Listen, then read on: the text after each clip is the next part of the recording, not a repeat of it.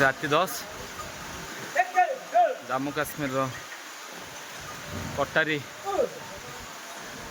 ମା ବୈଷ୍ଣବୀ ଦେବୀଙ୍କ ଯାତ୍ରା ଚାଲି ଚାଲି ଯାଉଛି। ବାପରେ ଇଏ ହେଉଛି ତଳଟା, ସହରଟା ଦେଖାଯାଉଛି।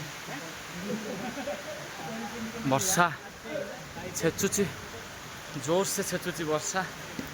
ସାଙ୍ଗରେ ଏଇ ଲାଠି ବେଡ଼ିଟି ଅଛି। ଇଏ ହେଲା ପରିଚୟ ପତ୍ର। ଏଠିକାର ସରକାର ସ୍ୱତନ୍ତ୍ର ବର୍ଷା ହେଉଛି ଟନେଲ ଏ ଅଫିସ ବର୍ଷା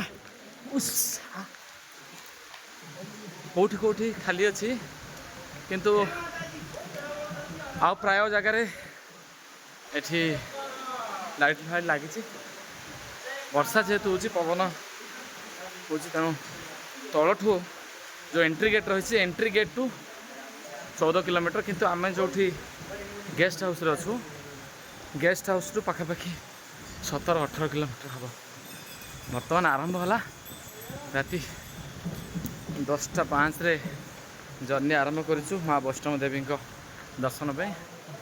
ବର୍ତ୍ତମାନ ମାତ୍ର 2 କିଲୋମିଟର ହେଇଛି, 11:30 ହେବାକୁ ପହଞ୍ଚିଲାଣି। ବର୍ଷା ହେଉଛି, ଦେଖାଯାଉ ତଳଠୁ 14 କିଲୋମିଟର କେମିତି ଯିବାକୁ ପଡ଼ୁଛି।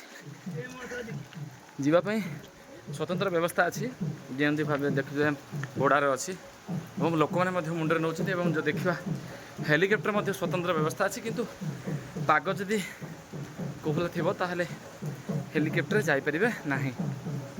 ଏବଂ ଲୋକମାନେ ମଧ୍ୟ ନେଉଛନ୍ତି, ଛୋଟ ଛୁଆକୁ ମଧ୍ୟ ନେବା ପାଇଁ ବ୍ୟବସ୍ଥା ଅଛି। ଇଏ ହେଉଛି ପୁରା ରାସ୍ତା।